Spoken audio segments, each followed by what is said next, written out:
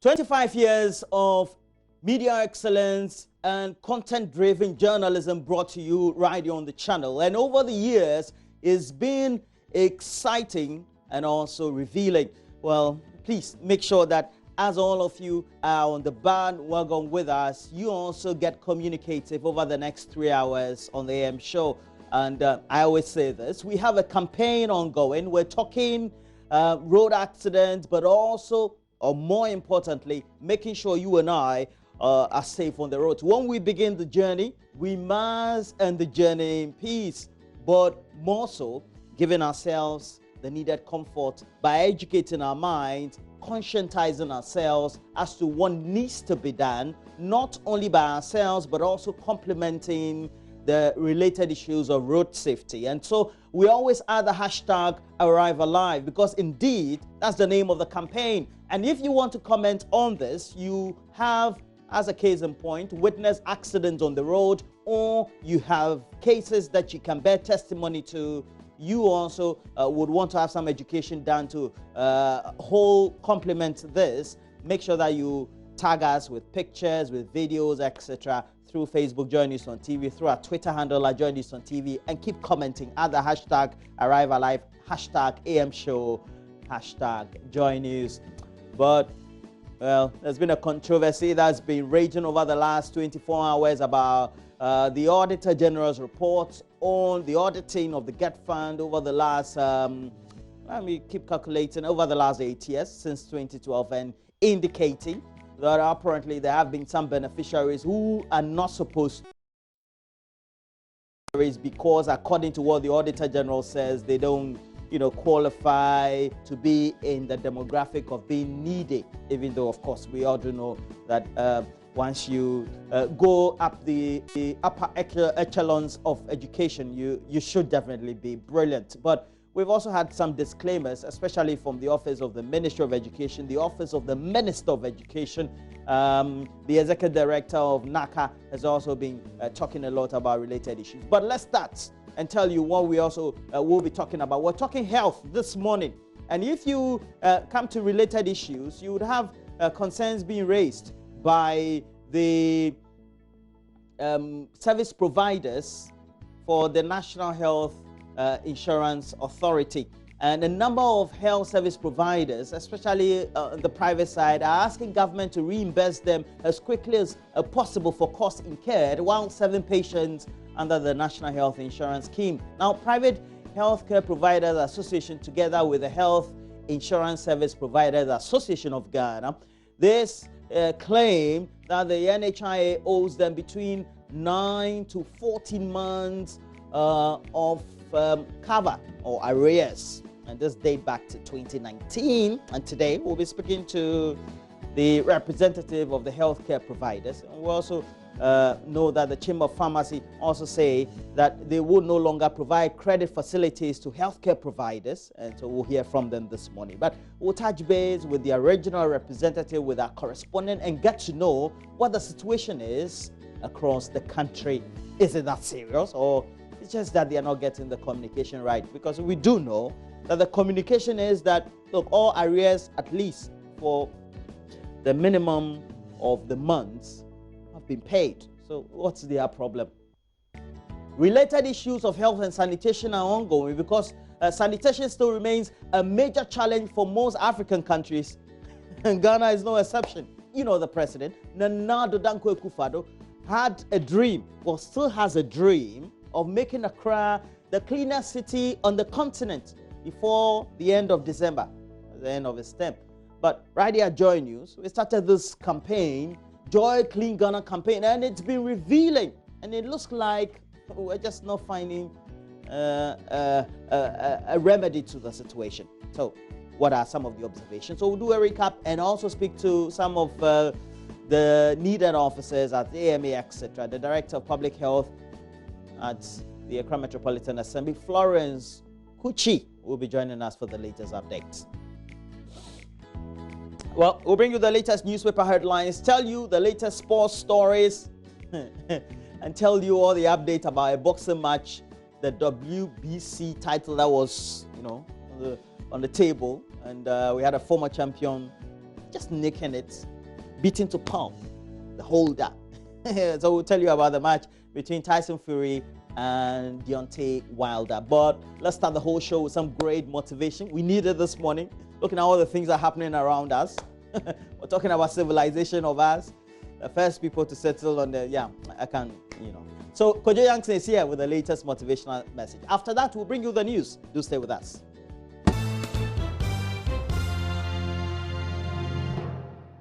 Well, there you are. Hello, good morning, you're welcome. And time for your message from the Morning Man. The first people to settle on the European continent had a really tough time. Everywhere they looked, there was snow. Temperatures were permanently sub-zero. They had to instantly find clothing, shelter, and food in that order. They had to run faster than the animals they hunted, otherwise they would starve. They had to quickly figure out solutions to life and death problems, otherwise they, their families, and their tribes would die. If they picked the wrong spot to settle, they would have no water. If they failed to make fire, they would freeze to death. If their prey outsmarted them, they wouldn't eat. They had to excel every single day, or they would die. You can imagine how this would have instilled in them a sense of self-reliance. They realized from the very first day that it was up to them how their day would turn out, how their week, their month, their year would be. It was up to them. There was no time to make excuses if they wanted their children to eat. As they evolved, they would pass on this attitude from generation to generation until it became encoded in their DNA. Religion would come along and they would believe in higher powers and all that, but this fundamental belief that every outcome was up to them would never be removed from their genetic coding. The evidence of this can be seen all around us in today's European society and all other societies they have spawned and influenced. They have a problem, someone invents a solution. Something goes wrong, they blame themselves and learn from it. Something goes right, they turn it into policy and teach everyone how to replicate that success. That genetic coding of excellence has led a society that thrives and a system that works, well, for the most part. The first people to have settled on the African continent must have had the easiest life you could possibly imagine. And they were surrounded by an abundance of resources. Everything a person could possibly need was right there at their fingertips. Trees every 5 meters in the thick, rich jungle to provide shelter, fresh springs, rivers, and brooks to provide water. You probably couldn't walk 5 feet without treading on a fat, juicy rabbit to provide you and your family with a delicious dinner. As for clothing, well, it was so hot that they would have just walked around buck naked feeling like kings of the jungle. So in the midst of such abundance, you can imagine just how difficult it would be for a lazy person to justify their hunger and poverty. I mean, when they pop over to their neighbor's cave to beg for some leftover antelope stew, they would have to be armed with the best excuse in the world. The gods didn't favor me today. My traps are empty. Oh, the gods have cursed me. I'm sick, so no hunting today.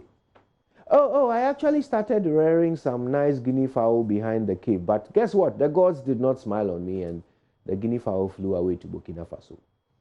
Soon everyone would be in on the excuses game. Farmers who couldn't be bothered to work hard in the beautiful sunshine would blame the gods for cursing the land. Mothers who couldn't be bothered chasing their kids around and ensuring their safety would blame the gods for giving her retarded children. Leaders who had no clue how to improve the lives of their subjects would blame the gods for cursing the tribe. Soon the African would become experts at blaming someone else for their status in life. This skill will be passed on from generation to generation. Then the Europeans came to our continent. They saw our resources and wanted them for themselves. But of course, we stood in the way. So they assessed the problem, observed our behavior, and came up with a solution. They gave us a gift. That gift was religion. To the African, that presented a buffet of best possible excuses we could have imagined. Little by little, we evolved into a race that believes that whether or not we prosper is entirely down to supernatural forces. This way, we grow more and more comfortable in our failures. After all, it's not our fault, right? My dear friends, this is just my theory, my personal theory of how civilization must have evolved. I may be right or I may be wrong, but either way, the difference between the African mindset and that of other societies is evident in our daily deeds and actions. When things go wrong, we always have something or someone to blame. The weather, cocoa prices, our ancestors, our predecessors, everything is someone else's fault. Which means we don't have to lift a finger to try and solve the problem. You know, we have to think differently and act differently if we are to have any hope of curing this deadly DNA defect and leaving something other than debt for our future generations. My name is Kojo Yankson, and it doesn't matter what my ancestors handed down to me.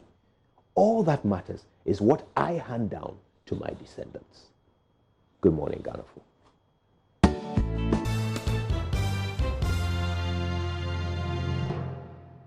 In our first story, the Ministry of Foreign Affairs and Regional Integration has held its 4th National Consultation Workshop in Ho, in the Volta region, to assess performance of the Economic Community of West African States, ECOWAS, on achieving its Vision 2020. Now, the meeting, which was jointly organized by the National Development Planning Commission, provided stakeholders the needed platform to also make input and recommendations towards the compilation of a new vision for ECOWAS. Speaking at the opening ceremony, the Deputy Minister for Foreign Affairs and Regional Integration, Charles Oredu, underscored the importance of integration in the sub-region and also assured of Ghana's commitment to the effort.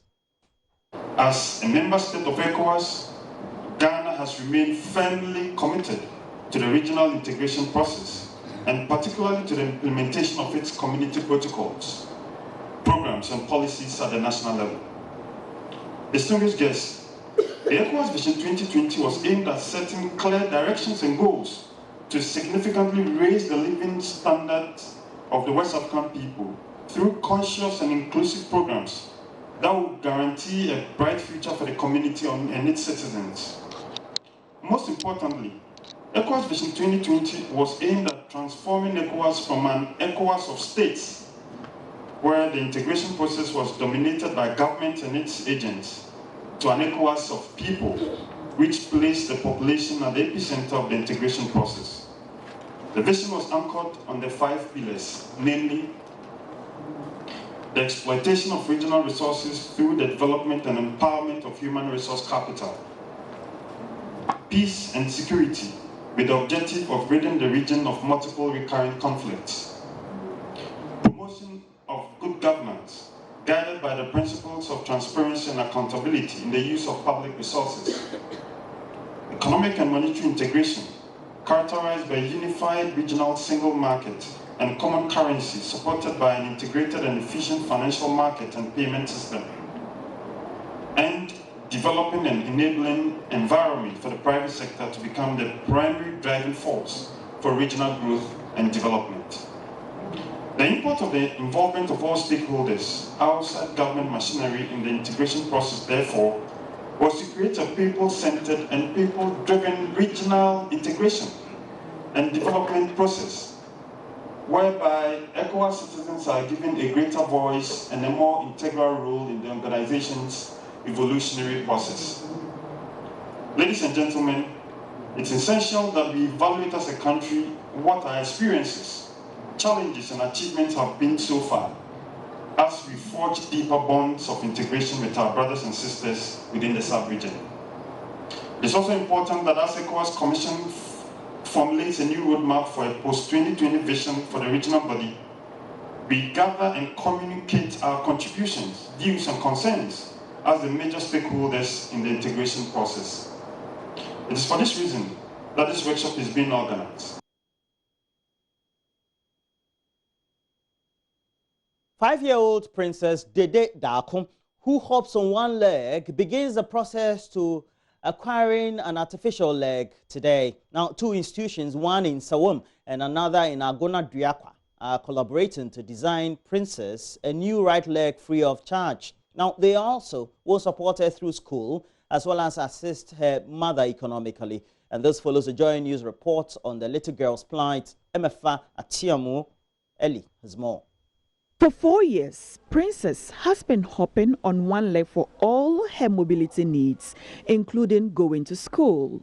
With intervention of the Brother Tarsicius Prosthetics and Orthotics Training College at Nsawam and the Salvation Army Community-Based Rehabilitation Center at Aguna Duakwa, Princess Dede Darko will, in the next 1 month, get back her right leg in its full length. The two institutions visited Princess and her mother days after Joy News reported on the girl's birth defects.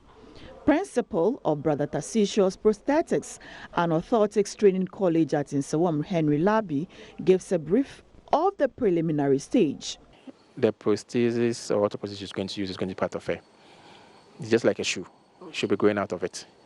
There's going to be constant repairs. So we are taking the initial cost of it, and it might cost around 6,000 Ghana cedis just for that, and we are giving it to her for free. On Monday, we do the assessment, and then we do the necessary measurement, which can take just a day. And when that is done, we would ask her to come back to the house, and we would do the process there and do all the modification and rectification we need to do and get all the materials we need to do to prepare it.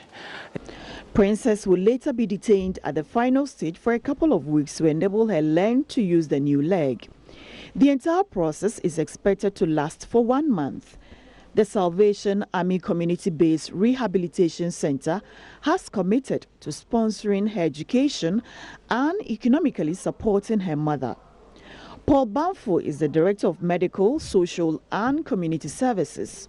So it's all about building the capacity of the mother to be able to take care of the daughter. But for now, we are coming in with educational support. We are also coming to look at the mothers, do some form of assessment, get to know really what she's doing now, what other things can she do to put her in a better position where any other mother will want to be able to cater for herself and her children.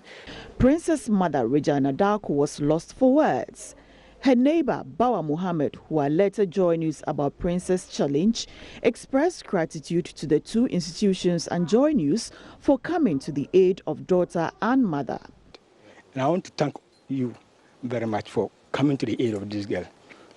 And I know in future she will also remember you. Thank you very much. Among other donors were Crystal Mining Consult, which donated a check for 5,000 cedis, and 5-year-old Delaidem, who also gave up all his savings of 100 Ghana cedis towards Princess's leg. After securing her new leg, Princess will report for periodic maintenance and reviews. The artificial leg will be changed every 5 years as she grows. Emefa Tiamwa Eli for Joy News. Nima. We all do know it's a long process, and if you want to support, you can do same. Make sure you contact us right here. But let's move on and tell you the story about 3 persons having sustained gunshots after scores also fled into nearby bushes, as many others are currently seeking refuge at the palace of the Gomwa Mpumem after violence broke out in the community during the installation of the chief of Gomwa Simbrofo. Now, Gomwa Simbrofo is a farming community near Pam with a population of over 1,000 in the central region. We'll bring you more in this report. According to some of the residents who are seeking refuge in Gomwa Mpumam, the chief of the town, Nana Otubwa Kese, armed his land guards from Kokubite who had come to support him install the Nifahilai bullet at them. In an interview with Adumu, some residents who are now sleeping at the Gomwa Mpumam chief's palace say their lives are in danger. The residents appealed to the IGP to beef up security in the town to save their lives and property. The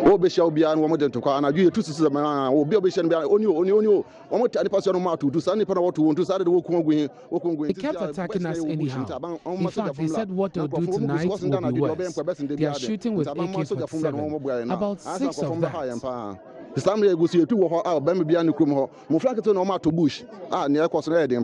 When the police come and see them with the arms, they don't question them to find out how they secure them.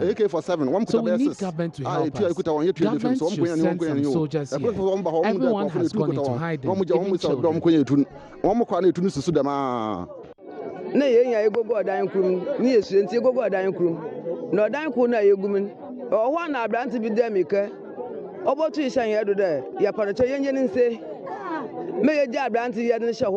were there when the gentlemen came. They came with sticks, knives and guns. They said they would not kill us, but they were looking for young men. So they came for a young man here, and we also went into hiding. Work on what I mean, why not name Pluonqua? No, what there may be a fair. No, wow, for most in Sacrum. Maybe I mentioned yet to you to appear. I was with my grandson when they came. I held his hands and we ran away. Chief linguist of Gomoa Mpoma, Ochiame Kojo Amwakun Roxanne Alice, says getting food for the displaced people has become a major challenge for them. He called on President Akufo-Addo to intervene. Sisi say ka sempo ye gura ye hwe dem me be ye betun ape bibia moma we dina asomdwaba. Nti aban momodin de ye sroma mpanyin Akufo-Addo do momodin de ma asem na asi no Gomoa ye nyim dam na ma no ha. Se no origin to ha ye mpeda maden nto aban momodin ombrem no magie nuanom fi de ma hochi no mu ma asomdwe mbra.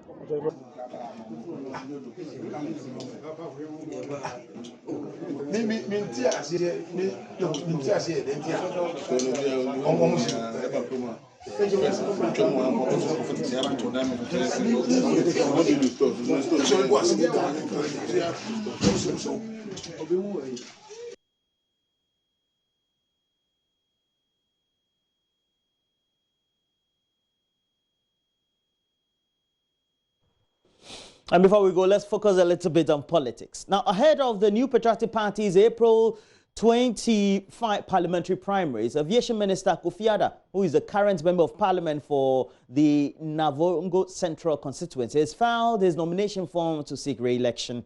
However, his re-election bid may not come easily, as it appears. He faces a tough opposition from the regional minister for the Upper East region, Tangoba Abayage, who has also filed her nomination forms to contest in the same primaries. Here's a report by our Upper East regional correspondent, Albert Sori. Joseph Kofi Adda first became the Member of Parliament for Navrongo Central in 2003 after winning a by-election following the death of the then incumbent, John Achuluwo. He went on to retain his seat in the 2004 parliamentary elections. Kofi Adda won the seat again in 2008, but lost it to the NDC's Mark Oyongo in 2012. He then returned in 2016 and won back the seat.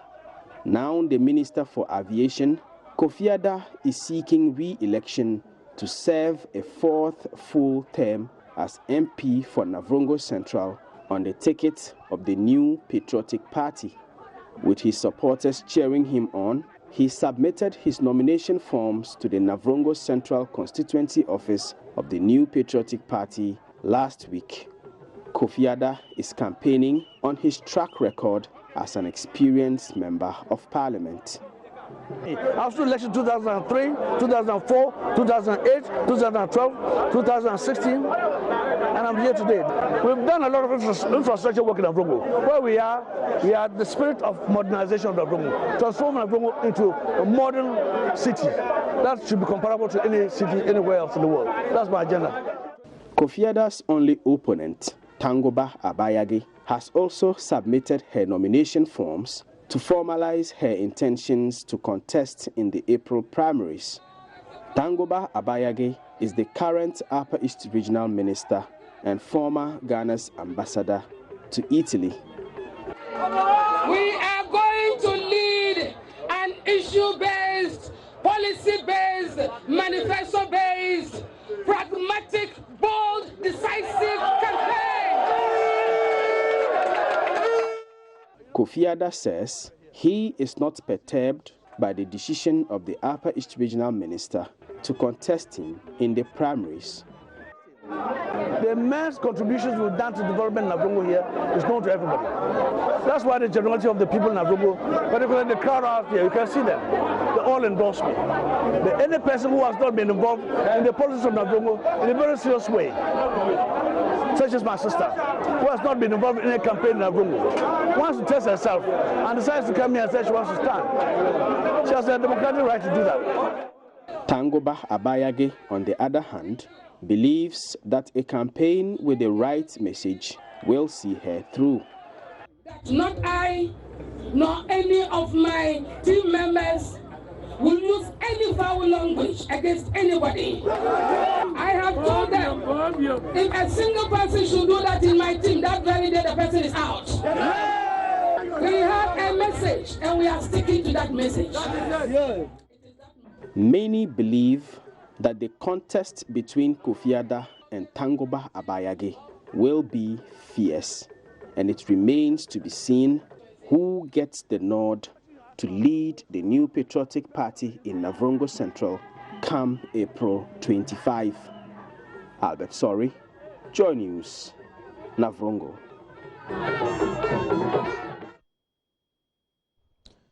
Fierce contest it will be, but make sure that you always tune in to the channel right here, because we're all going to bring to you when April 27 comes and the primaries of the MPP are being convened for the over 160 constituencies that are left that are not the orphan constituencies. You will be getting all the latest updates right here through our election headquarters. But for all the things that are fierce, we also have some fierce contests of ideas and great content this morning. Will it be the latest dominating over the last 12 hours about a report couch from the Auditor General's report that is indicating apparently the GetFund Secretariat has been giving scholarships to individuals that don't deserve. And of course, we've had some reaction so far. The Ministry of Education, the Minister of Education, they've been reacting. We also have the Executive Director for NACA, you know, the institution that put together the current curriculum for basic schools that we do have, all reacting, and a number of interesting highlights. We're also going to contest, or I have to say, discuss right here in the morning. But we also have a conversation on private health insurance provided under the National Health Insurance Scheme, saying that they haven't been paid since the early part of last year. Is it something that we have to think about? Because we are going to interrogate all these matters, verify what they have been saying. And so we're going to have their leaders right here in the studio. We'll also touch base with other providers across the country to get to know what the real situation is. We'll also let you in the conversation, and we'll tell you all the latest that you need to have. But right now we have to look at what stories are occupying the front, the center spreads, and the back pages of the various newspapers we do have. I have to say good morning to Karim Bukari. You work with the Forestry Commission at Jasikan. Have a great time this morning.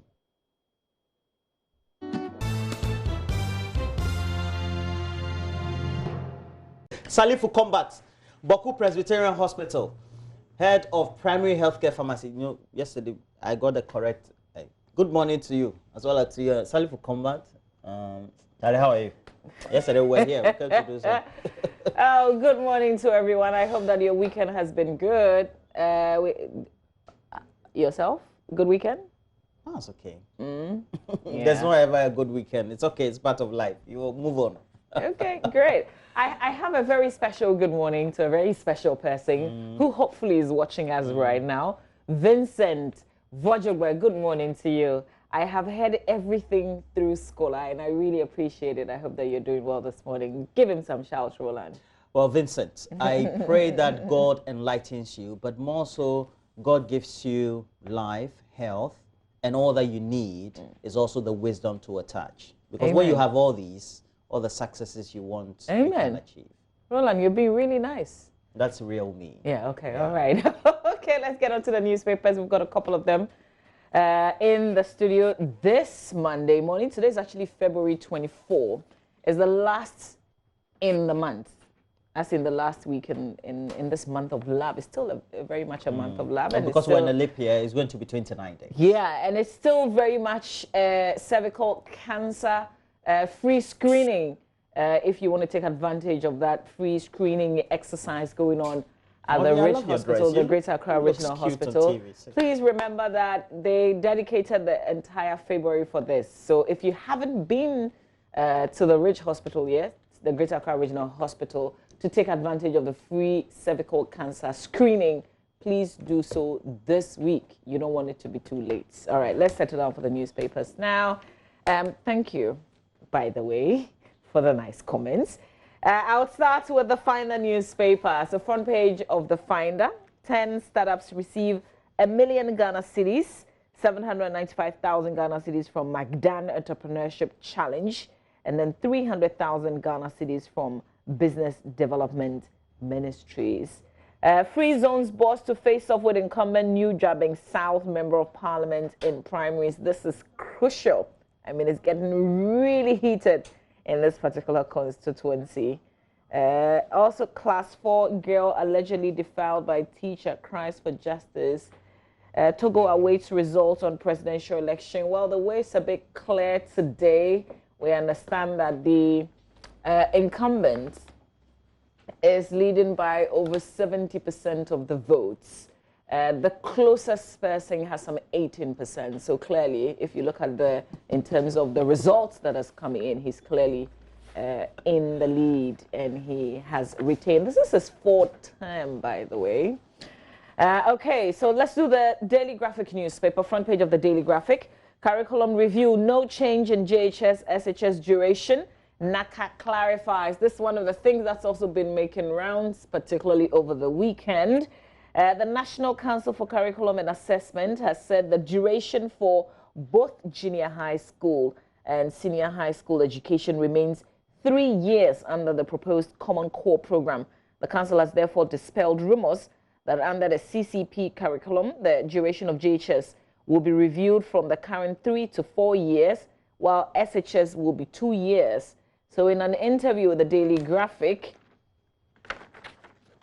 the Executive Secretary of NACA, that's Dr. Prince Hamid Amr, explained that the new curriculum was the second phase of the pre-tertiary curriculum review started back in 2017, from which kindergarten primary school programs were currently being implemented by the Ghana Education Service. So under the CCP, students will study a set of core subjects from Basic 7 to Basic 10 before opting for career-related or academic programs from Basic 11 to Basic 12.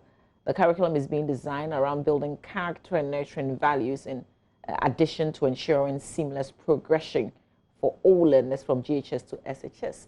But it's a bit confusing with little bits coming out every now and then they have to react to it. Shouldn't we know exactly what we're in for from the very beginning so that we don't get different accounts and then we have to get in touch and get clarification? You see what I mean? So it's come very reactionary instead of all of us knowing exactly what we're in for right now. And that is why, you know, just like related issues of the comprehensive sexuality education, the stakeholder engagement was also important and needed to be thorough. So nobody's saying that you have not engaged, but you needed to undertake a thorough stakeholder engagement so that before every action is undertaken, and we're talking about the pre-launch phases in which you're doing the drafts, the conversations, getting into the drafts, getting the reviews, and the finalizing, everybody is on the same page. So, and I know this has been necessitated or precipitated by, I would say, maybe graphics, infographics about the years, and people will ask, even though people can computerly generate information, how would they come to such conclusions if perhaps there's even no alteration at all to the cycle? And perhaps maybe we can have some great lessons learned from this, and we can do thorough stakeholder education. We've got more headlines on the front page of the paper, though. There's a bit on the Togo elections. So provisional results today, according to the Daily Graphic. But we've been hearing some provisional results already, particularly if you monitor the BBC. And there are some allegations also flying around. So the Togo opposition leader has accused authorities, for instance, of setting up fake polling stations in Saturday's presidential election to skew the results in favor of the incumbent. So Agbeyome Kujo made the accusation against President Faure Gnassingbé, who has been in power since 2005 when he took over from his father. The president's office is quoted by AFP news agency as denying the accusations. The results of the vote are expected by Friday. But we know that particularly if you've monitored what's the results that's been coming in and what's been announced, then clearly Faure Gnassingbé is in the lead. We'll see how that goes in the coming hours. Share processor wins Magdan Entrepreneurship Challenge, still on the front page of the Daily Graphic. UCC clash, Ogwa ATL halls involved, property destroyed, 4 injured. Once this comes up, it takes me back to an incident that got somebody bedridden, you know. It just disrupted his life just like that. Well, same at UCC too. Yes, campus disturbances. Not sure how this one happened, but details on page 16. Let's see if we can go to page 16 and read a bit of the story for you in the paper today. Okay, here we go. It says violent exchanges between students of the Ugua and Atlantic halls of the University of Cape Coast over the weekend have led to the destruction of property. The cause of the clashes was not immediately known, but the police said they would today open full-scale investigations into the incident, which left 4 persons injured. The injured who were rushed to the university's hospital have all been treated and discharged. So I'm just going to ask our director, Fred Potifer, to call our colleague Richard Kojo-Nyarko for us. Let's get a bit of clarification on this issue with Ugua and ATL. He will know. Richard Kojo-Nyarko will have a lot of details to share with us. So, Fred, please, let's give him a call. Okay. So we will get details of this before we wrap up this segment. Let's do the back page of the paper on the MTN FA Cup round of 64. Hearts beats. Is it Danbots 2-0? There's some very weird names. There was a name that was mentioned last week to me. Something Deportivo. Asokwan Deportivo. That was absolutely cracking. But, you know, my excitement is the fact that Hearts won. That's the whole idea. Kotoko Diana Stars crash out. Local giants, Kumasi Asante Kotoko and Diana Stars, have both been booted out of the MTN FA Cup after losing their respective matches yesterday. So that's like a hooray. So biased. It's not even funny anymore. Never say die. I mean, we've always been your standard, so check us out. We won our game 2-0. Let's do the Ghanaian Times newspaper. Front page of the Times. 2 UCC halls in bloody clash. Rampaging student destroy property.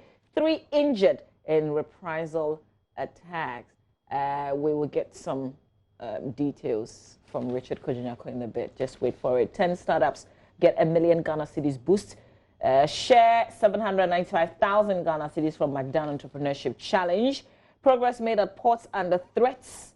That's according to Imani. Man stabs neighbor to death over woman. Gunmen on rampage. Fire at policeman. Weapons mechanic accused of treason discharged. Okay. Richard Kojo, is somebody watching us? And he's lying down by you. Tell him that his phone is ringing, but he's not responding. We need him to pick that call and give us details on this. Please. So, Richard Kojo-Nyarko, wake up from wherever you are. Let's do the back page of the Ghanaian Times newspaper. Well, it's full of sports. Kotoko crash out of FA Cup. Hearts subdued Danbot FC. Crash out. Yeah. So it's biased. Amazing. How do you want me to read it? Can you read it? Can you read the headline? Is it? Read the headline. This one. Read it. Which one? This one. Has subdued. Oh, which one? Correct. All right, let's do the Daily Dispatch. Front page of the Daily Dispatch. Here we go. Battle for MPP's new job in South Slot. Can Befi unseat Asibe this time? That's a tough one.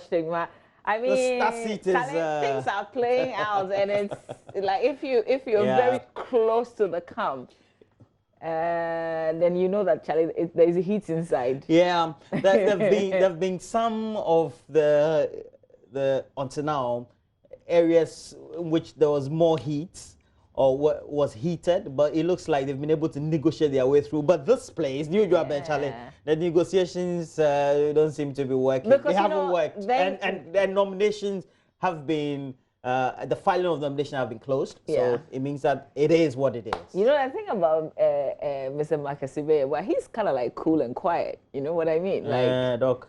Yeah. As in the way he does his politics. Yeah, but he's a smooth operator. Right. Let's see how it goes. Because prior to now, the one who has been making all the noise with big wigs of the party in terms of national executives who have thronged to his events like health walks and sometimes charity programs has been... The Free Zones boss. Yes, that's Mr. Befi. Yeah. All right, parliamentary seats are not chieftaincy ones. That's according to Kennedy Japan. Still on the front page of the Daily Dispatch. Battle for Damongo seats. Can an independent affect changes of NDC and NPP? So, you know, the key people that, you know, we'll be looking at, that's the incumbent Adam Mutawakilo, but the person who's also challenging him from the office of the president and from the chief of staff's office as a deputy chief of staff. That's Abu Jinapo. So this is also one to definitely look at how that would unfold. I mean, 2020 election, Charlie, it will be a lot of tension. Yeah. I think the tension will start coming after June. Because, you know, that's when... Or after April? No, after June. Because that's when the register would have been completed and there would have been the process of displaying or the compilation process. I'm excited about the 2020 elections, but also in terms of security, I'm not sure if we kind of are aware of what we'll possibly face in 2020, so that are all the senses alert. I think so. I think so. Maybe in the coming months. So it's the trust about fairness and respect for public authority that needs, and then also getting the buy-in of the stakeholders. And we're talking about the parties. Okay. That's needed. All right. So there's an independent candidate still in the Damongo, you know, constituency, and his picture is also on the front page of the paper. So that's David Tiki Dange, an independent parliamentary candidate for Damongo constituency. All right. So that's how come they've got this headline: Can an independent affect changes of NDC and NPP? All right, let's do the independent front page. Ghana's battalion in South Sudan awarded. Education Ministry launches report to enhance quality education in basic schools. We'll tell you about this reports on the GetFans annual reports from 2012 to 2018. That's got people talking. We will discuss this matter here on our show. Alex Moore tears into Akufo-Addo, or tears into Akufo-Addo over Aker Energy deal. The Daily Statesman front page: minority can join debate on SONA, says minority leader. Well, it's not up to the majority leader to decide, by the way. Bahamas illegal tax waivers to face probe. Accra interchanges come to life using arts. And this is one that's got people excited on Facebook in particular over the weekend. We're kind of changing, which is really good, because when you visit some other countries, you see arts, you know, in the hearts of some of their crucial places, and we're beginning to learn that as well. One of the things that people were saying, Roland, was that we hope that we'll see people posting things, paper into crusade and election and things like that on these things. So, yeah. The Economy Times. Which have always been a feature, right? Yeah, Ghana starts interbank live forex trading. Ghana to spend additional $937 million to refund deposit held at failed lenders, minus to contribute 8% of revenue to fund CDA, which replaces CSR. So that's my way of what's on the front page of the Economy Times newspaper. Walker? Yeah, so walk us through the rest of the papers. Let's go through the Daily Guide. We have it here. Mahama in dirty cocoa politics. That's on page 3 of the paper. We also do have Nigerian grant for Ghana card registration. Has an attached picture of a man said to be the suspect. Now, Chief cautions NDC minority on Poalogo Dam. You have the Chief's picture and name there. Okunkom goes home today. We're talking about the late Nana Kwesi Agyeman, former mayor of Kumasi. He has his billboards all in Accra. Yeah. I happen to know his son, who is a doctor at the Komfo Anokye Teaching Hospital. So you will be going to the funeral? I have received the invitation, actually. When is your flight? What time is your flight? I haven't booked one. Yeah. The last time I did. The heat is around, so it means the weather is cold. The last time I did, I had a horrible experience. I didn't share it with you. I had a horrible experience. With the flight? With the flights. I mean, we checked in, waiting for them to announce that we should get on board. And then, you know, a lady just comes and says, because of poor visibility, the flight has been because cancelled. of poor visibility. I get it. I mean, safety first. But communication was bad. I mean, so what are the options? What happens next? You know, all of that. But what did you pay for additional options? You pay for normal ticket? No, I paid for normal ticket. But I'm saying that when you've cancelled, especially if it's a two-way, and you know that per your rules, I'll be affected with the decision that I make if I manage to find my way to the destination and I'm returning. You are saying you should communicate. For customer service purposes, maybe they should communicate earlier, or even say that maybe we're providing a high vehicle. I was so disappointed. And then when I managed to finally get some information from them after I kept calling, then they said to me, if you decide to come one way with our flight, we won't give you a refund for the one that we cancelled. I mean, who does that? So you decided to collect the two? Of course, I wanted my money, so I came by road. So did they give you the money in cash or? No, they refund. You know, the rule is you refund through the same means that I paid, which was through mobile money. So they gave me my money, except that they didn't give me the compensation for the cancellation because per the rules, I'm entitled to $60.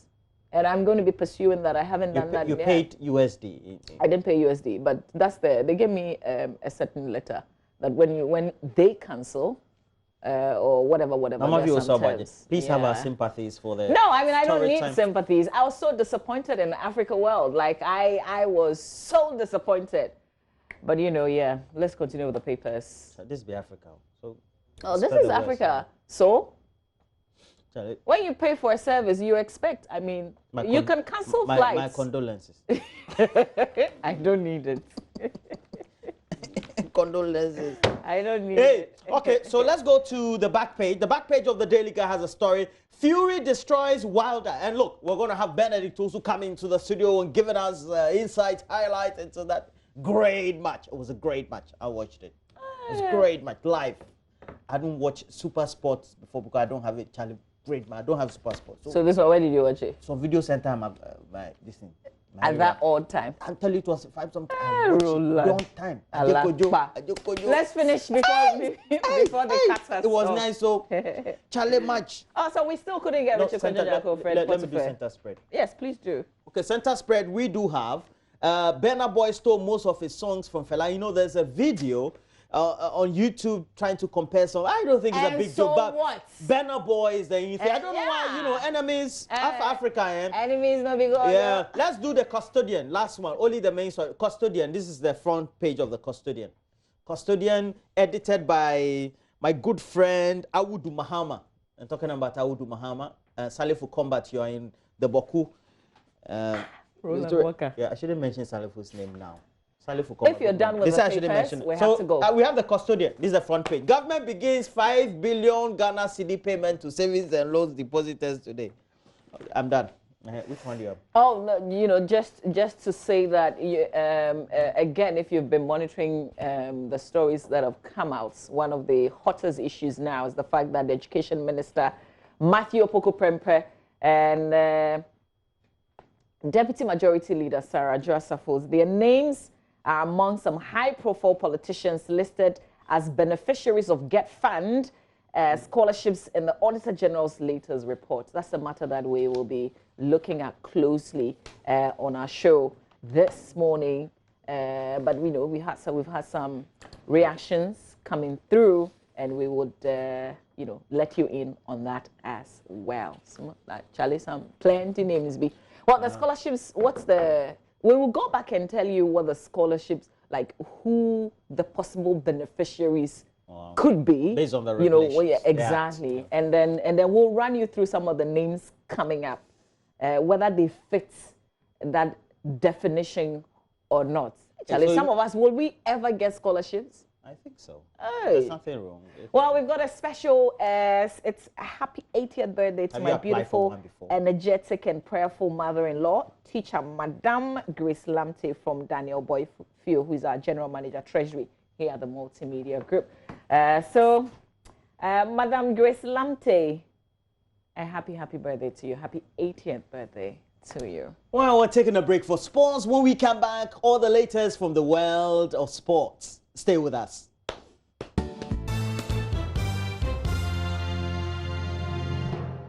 Hi there, very good morning to you wherever you are. My name is Benedict Osu. Welcome to the sports segment here on the AM show. Of course, what a weekend it was. A weekend that almost everything that happened, the talk on social media, what trended was boxing. The heavyweight bout between Anthony Joshua. The heavyweight bout between Deontay Wilder and the man Tyson Fury, which was on Sunday morning. Matches were played here on the locals, no Ghana Premier League matches, MTN FA Cup games, and of course, on the international scene, we saw action in the English Premier League, the Serie A, as well as the Spanish La Liga. Last night, Atletico Madrid came from a go-down to win their game at home to Villarreal. We show you matches of what happened on the international stage. But of course, we have to start here on the local scene. And the MTN FA Cup lived up to its mantra, Obia Nyobia, as lower division side as Sokwak Deportivo eliminated Asante Kotoko from the competition at the Obuasi Clay Stadium. Now, Deportivo came from behind to win 2-1. This is the earliest exit for Kotoko in the competition since it was reintroduced in 2011. But their head coach, their arch rivals, actually, Accra Hearts of Oak, managed to pull through to the next round after beating second-tier side Dambot 2-0 at the Accra Stadium. Goals from Frederick Ansabotri and Joseph Esso was all the Phobians needed to reach the round of 32 stage of the competition. Tries to switch to the left. Good run from Denchi. Send the cross out. Nobody to connect for the Phobians. Good drive on a goal. The Phobians are up by 1-0. Brilliant goal from Frederick Ansabotri. He scores his first goal for Ansabotri to join in this season. Ansabotri up by 1-0 against Dambot. Oh, it's a brilliant finish. Even as the ball left his foot, we weren't sure the ball was going to go in. But here, he started the move. He sent this pass there to Denchi, who was trying to play out a brilliant cutback. He eluded everybody but Michel Sapon, who gathered the ball and laid it off to Ansabotri, who was arriving. Was it a shot or was it a toe poke? A combination of both. Here's Randy Nunu. Marco makes a mistake. Ansabotri pounces on it. And that's the second goal. Perfect grip for Joseph Esso. That was catastrophic from goalkeeper Marfo. Disastrous. I feel so sorry for him. Unpardonable error, Marfo. He's had some very brilliant moments in the game, and that was the moment where he just pressed the self-destruct button. So this is a harmless pass from Randy Nunu. Here. You're expecting the goalkeeper just put the laces through it all. Rather, he's going with the wrong foot. I'm not sure why. But he just miskicks it. But watch it closely. At the time he's going to take it, he's not watching the ball. He's taking his eye off the ball, but Esso, great reaction from Esso. So Thomas Esso, of course, pouncing on that blunder from the goalkeeper to give Accra Hearts of Oak that wonderful lead. They won that game by 2-0 to progress to the next stage of the competition. So away from that game, Indiana Stars were also kicked out of the competition after losing to Bichim United at the Domar Park. And Premier League sides Ashanti Gold, Wafa, Elmina Sharks, Dreams FC, Mediama FC, Liberty all progressed to the round of 32 of the competition. Another major upset over the weekend was when lower division side Kenya's Unity FC defeated Bekum Chelsea 2-1. Player manager Gordon Atram played for his side as they lost 2-1 to Liberty, to Tema Youth, at the Dansuman Karindorf Park, and Richard Kingston's Emmanuel FC are through to the next round after beating Ankoti United 4-1.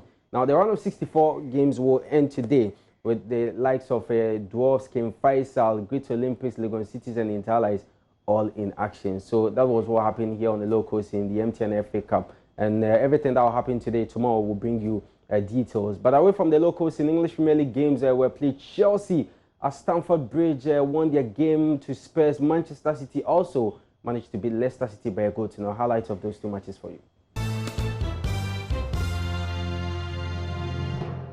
Well, we told you early on about what has become topical over the last 12 hours, and it's about a report called from the Auditor General that is indicating that apparently the scholarship wing of the GET Fund, that is the GET Fund scholarships that are issued, have been going to beneficiaries who ideally don't fall in that category. And since then, we've had a number of reactions. Kujo is already here, and we'll take a critical look at the subject and also get to see what the reactions have been so far from the Ministry of Education, from the Minister of Education. Now we have other individuals also coming in. And Kojo, quite interesting.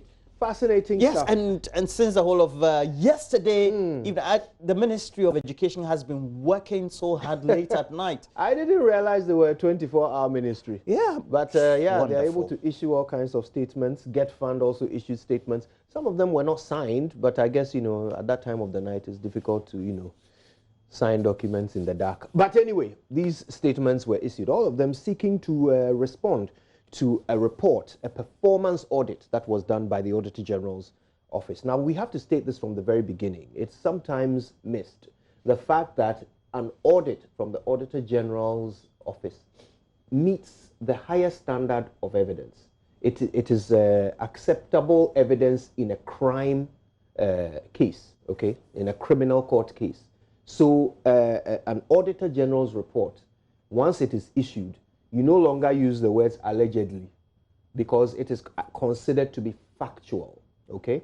But, of course, they give opportunity for all parties to respond.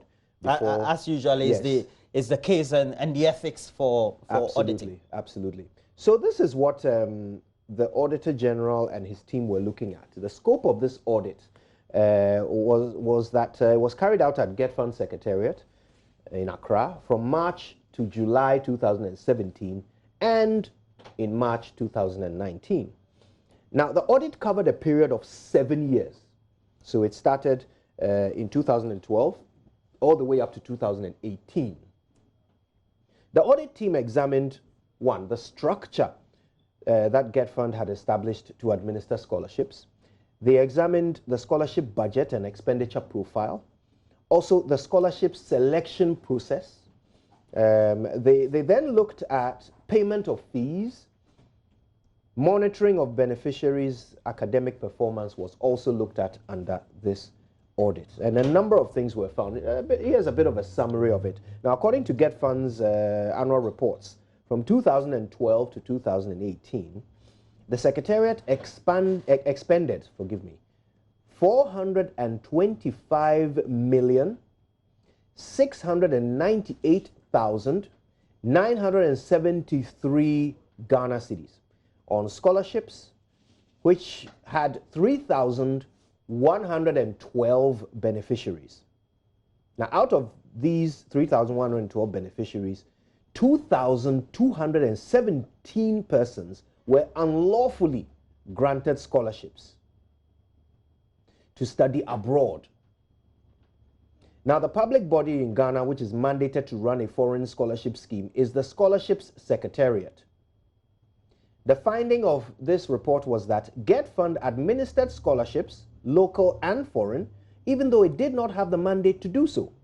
The amount of money spent on foreign scholarships could have paid for many more Ghanaians to gain tertiary level education as intended by the Act. Very disturbing is the fact that gifted but needy students ended up borrowing from the students' loan scheme or elsewhere, while officials who are highly placed in society took the scholarships not even for their wards, but for themselves. So the report concludes in paragraph 39, GetFund Secretariat, in contravention to the object of the fund, 1, administered the scholarships themselves, and 2, illegally funded foreign scholarships, therefore acting ultra vires. The recommendation is that the Auditor General may disallow the expenditures by GetFund Secretariat in the management of foreign scholarships, which he deems were contrary to law, and surcharge the person involved. Now, let's be clear. The audit report found that the GetFund had done 2 things wrong before we even focus on the individuals who benefited, because that is another issue altogether. But before we get to that, GetFund has done 2 things wrong according to the Auditor General's report. 1, they have administered the scholarship themselves instead of making the funds available to the Scholarship Secretariat, which is the mandated body supposed to administer scholarships in Ghana. So they didn't do that. They administered the scholarships themselves. That's wrong. 2, they illegally funded foreign scholarships, which they are not mandated to do. Now, just this morning on the Super Morning Show, we spoke to Vincent Assefuah, who is the spokesperson for the Ministry of Education, and he confirmed, he accepted that yes, indeed, GETFund is not supposed to fund foreign study. So in these two ways, according to the report, they have violated their own act. Okay. But there are some individuals who have benefited. Now, we know that Dr. Matthew Opoku Prempeh was a beneficiary in 2014. Now, at the time, he was an MP for Menchia South. He didn't apply as a needy student or a brilliant student. He applied as a member of parliament.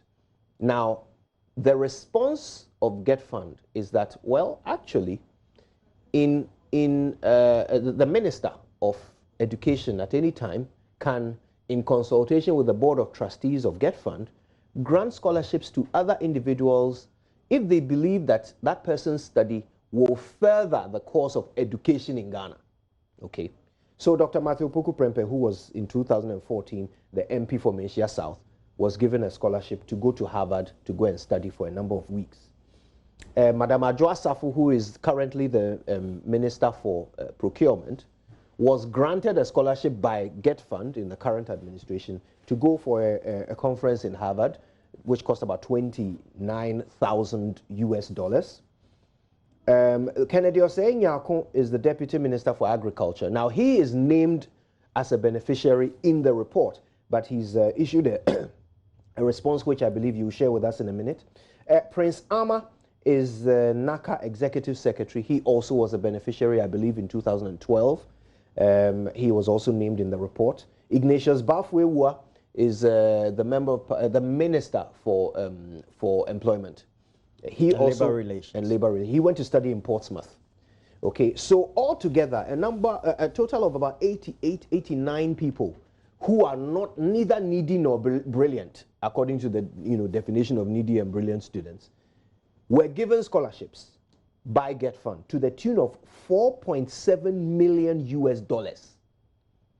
And GETFund says that all of these individuals, the Auditor General says all of these individuals should not have been given scholarships.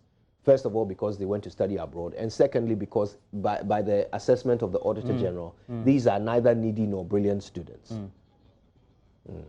And if you go further, you get to find that there are a number of assessments that have also been done. And of course, we'll get to the Ministry of Education, and Vincent Eko Assefuah will be giving us the latest. But it also says beyond the subject of who qualifies and whether that category of a person is needy or not, there are even basic administrative infractions because due diligence is not undertaken, in which we have about 1.8 million more that is spent on, let's say, for about 29 students. We didn't assess whether they had English proficiency scores before they had admission. Some of them also were not granted visas, and so we had to pay money for admission, defer, and the next year, the next academic year, they'll have to resume work or resume their status as students of those universities. And those will speak volumes about. But we already do have Kojo Eko Vincent Assefuah on the line. You perhaps would want to engage him and get to find from him what his own assessment of the situation All right, is. Mr. Vincent Assefuah, thank you for speaking to us on the AM show. I've just been interacting with you on another platform, but you've issued a statement quite late last night. If you want to talk us through the details of that statement, please. Well, Kojo, let me say a very good morning to your cherished viewers. First and foremost, let me indicate that the performance audit report was done under the instance of GETFund. Put differently, the GETFund requested for the audits to be done from 2012 to 2017 or 2018. And now I'll make this distinction. There is a fiscal year and there is an academic year. And so the current GETFund, one way or the other, was complained of by the Auditor General's Department only for 2017-2018 academic year. Now, for all the other reports, that is from 2012-2017, where there seem to be anomalies as to the structure of how some of these awards are made, happening in 2012-2017. Put differently, the only findings by the Auditor General that was made against this current administration was in 2017-2018 academic year. However, there was a letter that was written by GETFund to the Auditor General's department, diffusing that allegation that they spent over 100 million. Because you will only find out that when you deal with academic years, there wasn't an overrun. But when you deal with the physical years, then there is an overrun. Let me make that point. Now, secondly, the education minister currently has never, ever taken or benefited from any GETFund scholarship since 2017 up to date, at least as education minister. However, he may have benefited from GETFund in 2014. May have, or well, did he certainly benefit? Word. But the education minister, I think there is a better word. You can say he did or he did not. Let me rephrase my statement.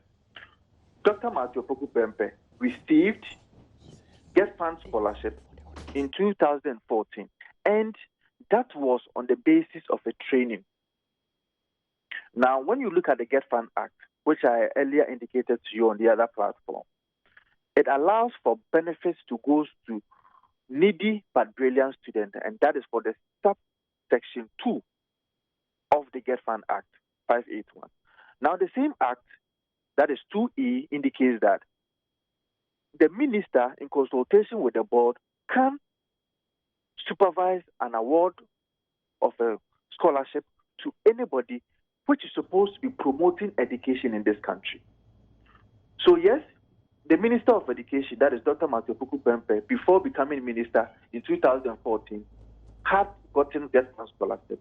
However, it was given to him on the basis to go and have a 3-week training in Harvard University. Now, I can tell you for a fact that statements were given to GETFund scholarship, or let me say GETFund secretariat, right after he got back to Ghana, because the law mandates that he is supposed to be able to report back to GETFund that he's back to the country to come and, as it were, give back to the society what he learned from Harvard University. So I don't think that there is any much of a problem. My only problem is that the publication from MyJoy Online is unfortunate. It's very unprofessional. And in fact, when I look at your screens this morning, saying that the Education Minister, Nakabos, listed as GETFund scholarship beneficiaries, I don't think that it is right for us to do that, because these people are having names. You could have said Dr. Matthew Opoku Prempeh received GETFund scholarship in 2014. But when it is put out that the Education Minister received GETFund scholarship, it creates the impression that as a minister, he had received or benefited from GETFund, which I don't think that it is good for the publication that was made by MyJoy Online. All right. Did Dr. Matthew Opoku Prempeh, on his return, use his training in I think it was something to do with security?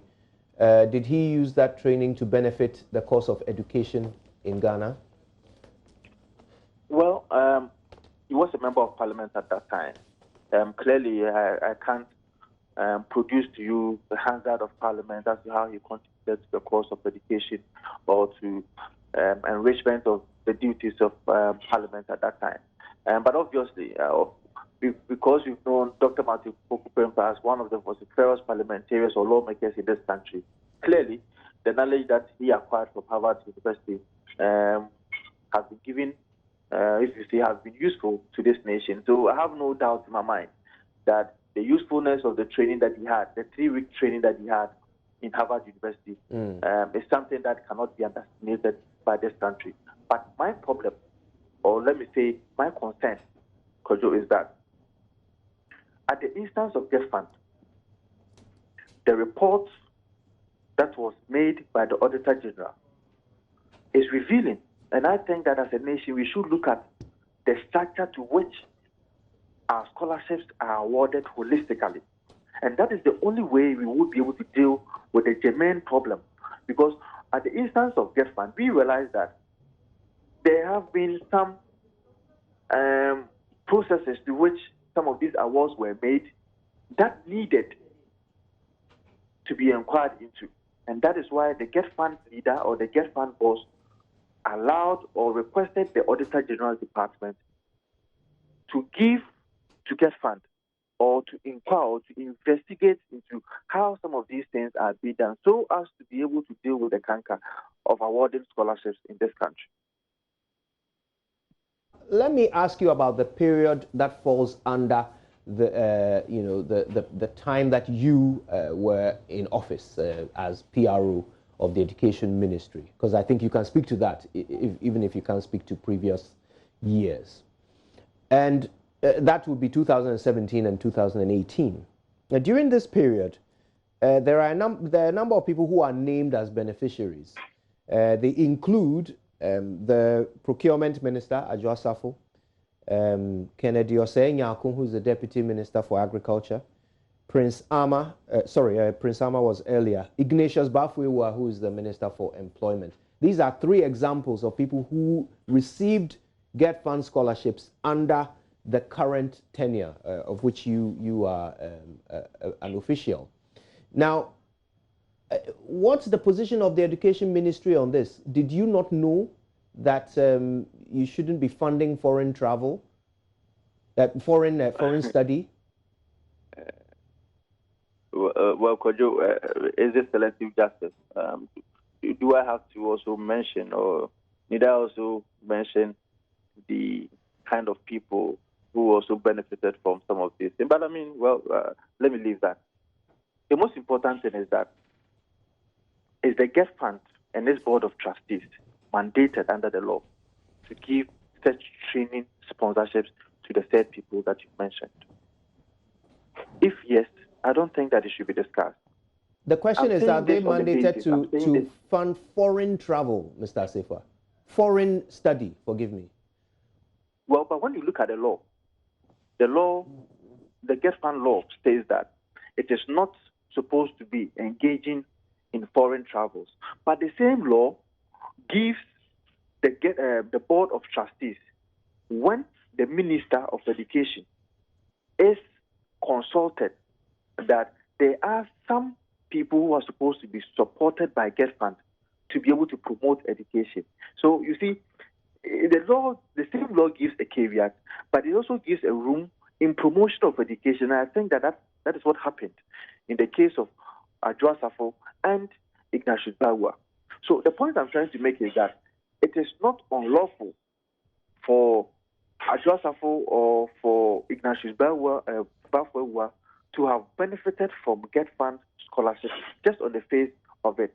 Because we need to go into how the Auditor General actually arrived at the kind of results that we are having this morning. Mr. Assefa, you have to help us here because the law is quite clear on what GETFund can do and what it cannot do. Yes. All right. So it is quite clear that this money should be used to fund local scholarships. So if you want to make an exception and give a scholarship to someone who is neither needy nor brilliant, like the people we've mentioned, where do you get the power to then suddenly give them to fund a foreign scholarship when GETFund is not supposed to be involved in foreign scholarships at all? Do you follow my question? This is an issue of interpretation. Actually, I don't know how you can make an interpretation that something you are not allowed to do, you are suddenly allowed to do it when the minister says you can. It's an issue of interpretation. See, the law is saying that you shouldn't engage in foreign scholarship. Agreed. But I'm also saying that it is the same law that states that in promotion of education, some amount of scholarships or sponsorships could be given to a Ghanaian to be able to train so that we could promote education. But does it say they should be foreign scholarships? That subsection or that section did not indicate whether it's supposed to be for Ghanaian scholarship or for foreign scholarship. But if GETFund is not supposed to do foreign scholarships at all, if Get Fund is not supposed to do foreign scholarships at all, then of course it's for Ghanaian scholarships, is it not? I'm surprised you would even make a different interpretation here. No, I am not giving a different interpretation. I'm saying that, yes, the law says that Get Fund is supposed to be interested in local scholarships. Agreed. I am also telling you that the same law allows the minister to promote education. Promoting education, you and I know that it may be Ghana or it may be outside. Okay, so Madam Adwoa Safo, it's an issue that we may have to get clarity on as far as the law. You and I probably will not have that requisite finality to be able to put some interpretation. But you're the education ministry. You should be clear. You should be clear on this. Why are you now seeking clarity? You are the education ministry. Who is going to give you that clarity? The performance audit sought to bring about the anomalies so that you could be able to move on as a nation. And the performance audit says you were wrong to do this. The instance of but you're arguing. We requested that this audit should be done from 2012 to 2017 or 18. That is why I have brought the distinction between what was academic year and what was physical year. If you use the physical year, then you are tempted to indict the Get Fund. But I think that the Get Fund had done no wrong, especially because we wrote back to the Auditor General indicating to them that their issue of saying that we overrun our budget by 100% is neither here nor there. So the performance audit has not brought you any clarity. So where are you going to get your clarity from? Well, it is the duty of the Get Fund Board of Trustees, the minister, and if you like, the leadership, to be able to sit down and look into the performance audit report once again, if you like, to be able to deliberate on it as to how going forward some decisions will have to be done. I am much interested into the processes as indicated by the Auditor General as to one of the findings as to how some of these processes are being done. And they think that the processes to which Get Fund scholarships are awarded seem to be symbolic. And as a nation, we need to look at that. If indeed it is not going to the right students, if you like, needy but brilliant students, then we have to have a holistic look at it so that resources of the state are put to good use. But the findings happened in 2012, 2017, and that is something that we need to be clear about. And it was done at the instance of Get Fund, and we have suspected that there have been some anomalies that have been going on, and we needed to cure that mischief in the system. Right. So when the minister was in consultation with the Board of Trustees granting scholarships to a number of people, including Adwoa Safo and Ignatius Bafwewa, did he have clarity on whether he could do this or not, or was he not sure? I've told you that these are not the only two people. Yes, I mean, that's why I said people like that seem to be on these government appointees, and I don't know where your motivation is coming from. But, I have a list in front of me. They are the first two names on the list. I don't want to go through the whole list. I suggest that. Should I go through the whole list before you answer me? I have a long list here. So, but your interest in mentioning these government appointees is surprising. I said they are the first two on a long list that I have in front of me. I didn't want to go through the whole list. Other names. Why the government appointees? You are so much interested in you that. Can also mention names. I don't think there's any name there that's a secret. So you can also mention names if you want. But we can go on. We can go on. That's fine. So yes, my question is, when the minister was granting these scholarships to people like this, was he not sure whether he had the mandate to do so? Was he unclear, seeking clarity? Or did he believe that he actually has the mandate to grant foreign scholarships to these individuals? Well, Kojo, I don't think that the Get Fund Board nor the Minister of Education erred in this instance. I think that there is cover for them as to Section 2E of the Get Fund Act, because the law mandates them to be able to promote education. And I think that promoting education, if you need to resource some people in this country, it could be either local or foreign. And that is the interpretation that I can put to it. Okay, but however, I think that the difficulties that we have in the system, or if you like, the audit report that came is something that we need to have a second look at so that we will be able to deal with some of the challenges that the GET Fund has been facing. But one thing that we need to put out for everybody to understand is that over the years, GET Fund has been awarding scholarships to students in this country and have been overrunning their budget. Put differently, there are times that awards are made to students in this country and abroad without recourse to the funds or the resources that are available to them. And so from 2012 to 2016 or 2017 academic year, there were times that GET Fund awarded scholarships to students and there were no funds to be able to pay for these awards. Yet students were holding their letters of award. And that became a problem. However, because we came to meet that huge debt, as a nation, because we have the mandate of the people, we couldn't have sat aloof and said that we cannot give scholarships to students because we came to meet the debt. We needed to take innovative ways, strategic ways, to be able to also render on our mandate the promises that we made to the people in 2016 that when we are given the opportunity, we are going to promote education, we are going to ensure quality education. So if there is a needy student, but brilliant, we cannot say that the recklessness of some administration that allowed for the debt to hang on the albatross, or if you like, the neck of GET Fund. Because of that, we are not going to award any contract. But our mandate was to take innovative ways. That is why for the first time in the history and annals of GET Fund was awarding contracts to students, some of them part payment, 50%, 60%, because we needed to be able to give to a number of students, or we needed to cover a number of students, because even though we are not having enough resources, even though we have to pay for our debt, we still had to make impact. And that impact was still to go ahead to award scholarships to needy but brilliant students in this country. Right, but the people that you've been awarding to, they are not all needy or brilliant. In fact, according to the report, 89 people who are neither needy nor brilliant were given scholarships up to $4.7 million. So what's the innovation here? You've just come along and continued a practice that has led us into debt. Who defines who is the needy? Well, I mean, you help me. You keep saying I shouldn't mention. You keep saying I shouldn't mention the same names. So let me mention some different names. Number 76 on the list is Nana Obrimpoma Ufuriata. The government of Ghana, through this scheme, GET Fund, paid for her to go and study in Georgetown University. Please allow me. Are you sharing the account numbers of these people? Do you know how much they have in their accounts? How do you determine that they are able to sponsor their own education? But you should be able to determine it. You're the education ministry. You that. So you tell us. Prerogative of the board. That's why it's a question for you, not me.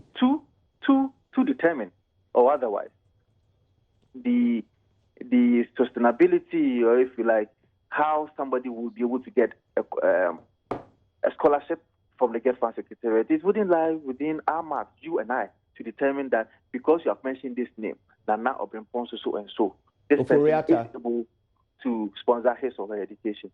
Because we don't share the account numbers of these people. And I think that until or before we get further and better particulars from GET Fund as to how these people were awarded these scholarships, we cannot make those conclusions.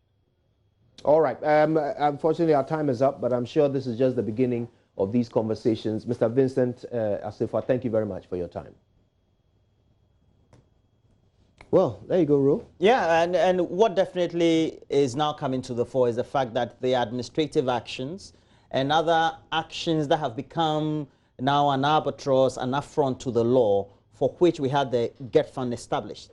And once that has been breached, it also means that people who have taken decisions along the way, as the Auditor General has established in this report, need to account for the decisions that have been taken.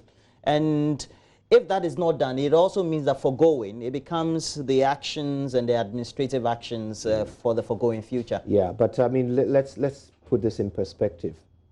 Throughout this period, 2012 to 2018, 3,112 people have benefited. Out of them, 2,217, according to the report, were unlawfully granted scholarships because they went to study abroad. Well, there's going to be more on this, no doubt, so stay with us. But we've got a bit more coming up in just a moment, haven't we? Well, we do. Absolutely. Stay with us. All right, back.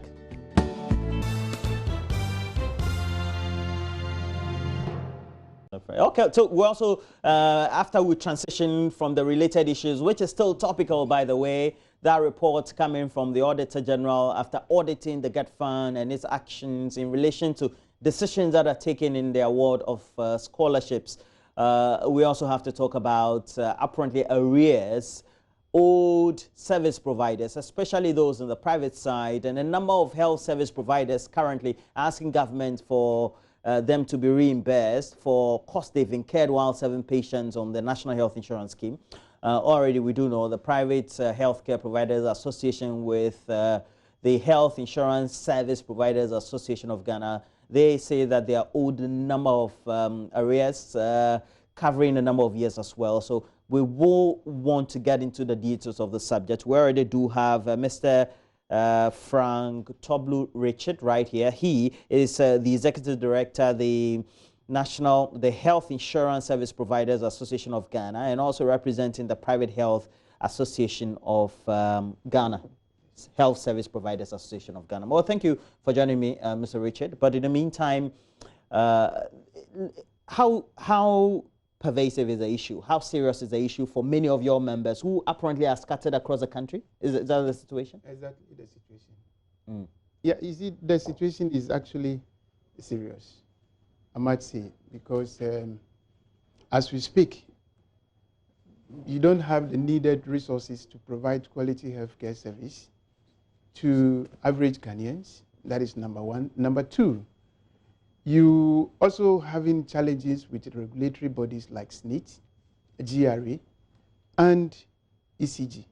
Being statutory payment and bills that you have to pay for utilities. I mean, in brief, these are the very serious challenges that are confronting us as healthcare providers across the nation. Even as I speak to you, some of our member facilities are dragged to the courts, and they have to do some form of arrangement with the SNIT, notwithstanding the interest component of what they're supposed to be paying continue to compound, whilst the amount to be received from the National Health Insurance remain constant. So at the end of the day, what happens is that even if the National Health Insurance eventually pays the provider, what it means is that the provider would have to use all his money eventually to pay the SNIT, GRA, and then ECG. So you could see that the situation is actually serious. Because the default for these statutory payments, right? It continued to compound. Okay, but throughout the last couple of months, the communication from government has been that the arrears had been paid. Is it that your position is contrary to that, or that's the reality that your members tend to face? We have a bigger institution like Ghana Medical Association. As at 21st February 2020, they came up with a press release suggesting to government to pay healthcare service providers. This is GMA, Ghana Medical Association, suggesting that government should pay National Health Insurance Authority to enable them pay the service providers across the nation. So, I mean, if we are even a subset of the entire body, and a bigger institution is making such a pronouncement on 21st. So this is actually to tell you that whoever that is making a pronouncement, to the extent that the healthcare service providers have been paid, should actually come clean. We actually cannot tell who has been paid, who has not been paid. Because, you see, there were instances where we've heard that 1.2 billion cedis has been cleared. That was the previous government, okay? Now, we believe that governance is continuum. Now, if you come to meet assets, you equally meet some form of liabilities. Now, if you have come to meet liabilities, you clear, and you now eventually create another liability, which is even bigger than what you have come to meet. I think we have a problem. So in the light of this, we have made series of, provided series of advice to the politicians that to stop making pronouncements on issues that confront national health insurance. Because health issues transcend beyond politics to the extent that when you come to the consulting room of a physician, he will not begin to ask you, are you NPP, are you NDC, are you GCPP? No. Okay, so you are old from which month, or the arrears are predating which of the months? Some providers are owed 12 months dating back. Some are owed 9 months. Some are owed even 10 months. So you could see that in some cases we have 2018 arrears that had not been paid. 2018? 2018. I am not missing my words. Not across board, but with some of your members? Yes, 2018 for some providers, and then 2019 for some providers.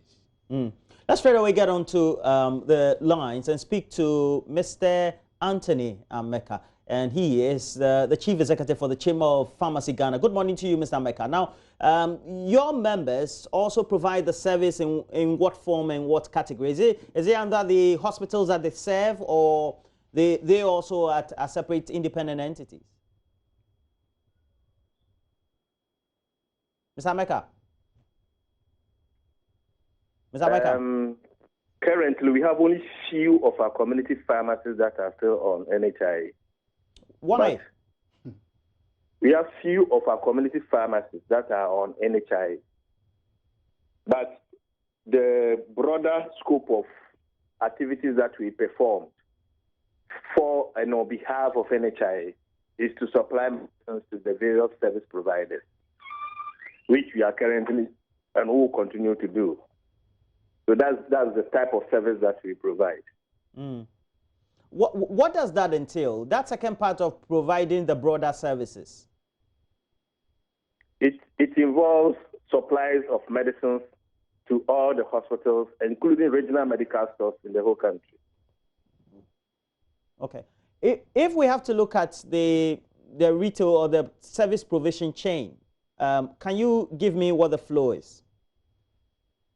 If you look at the pharmaceutical sector, we have those that manufacture the products, and you and I know that currently the total number of products that we consume or we produce locally and consume is around 27 to 30%.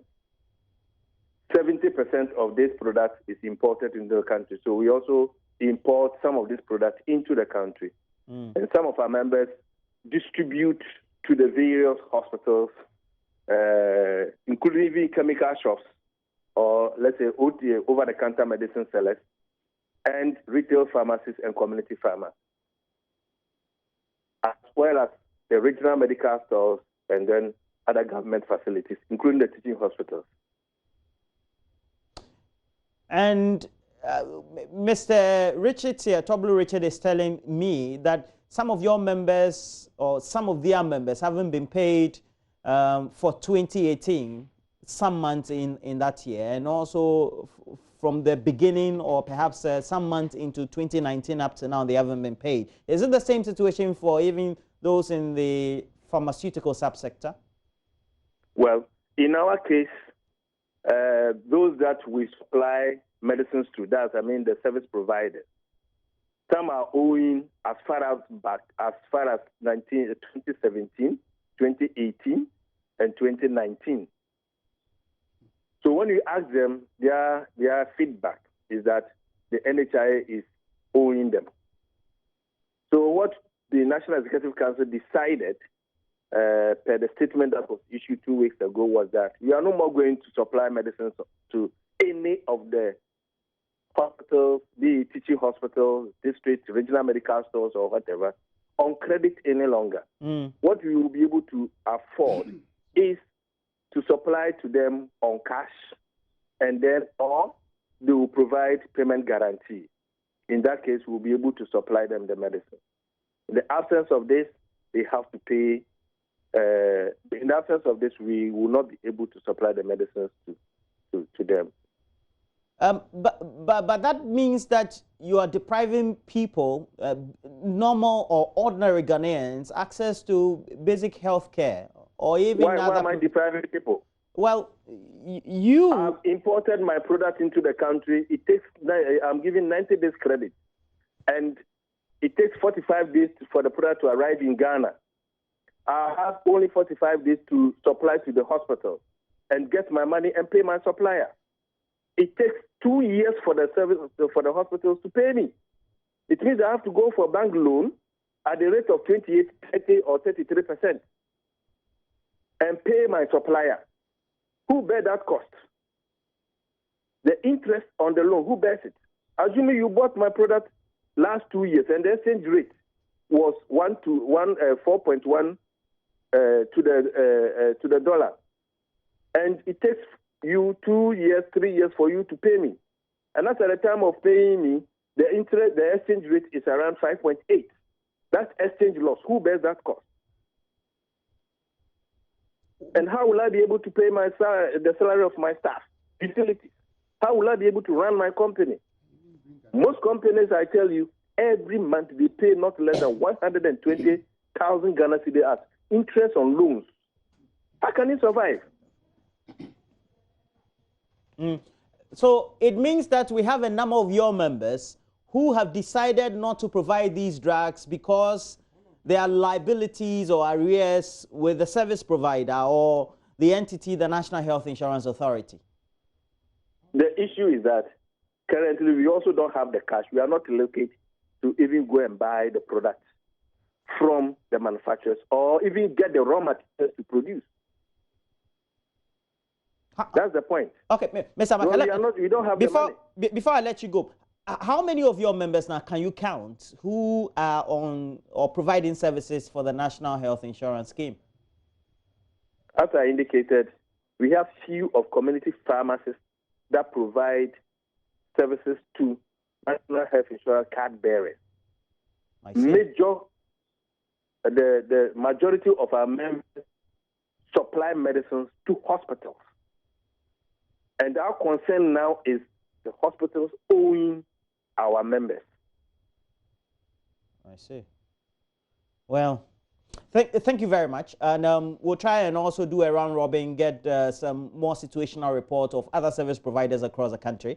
And what was the quantum of arrears we're talking about the debt? As at the date of our press conference, we're talking about 210 million Ghana cedis. That is, we have 650 members.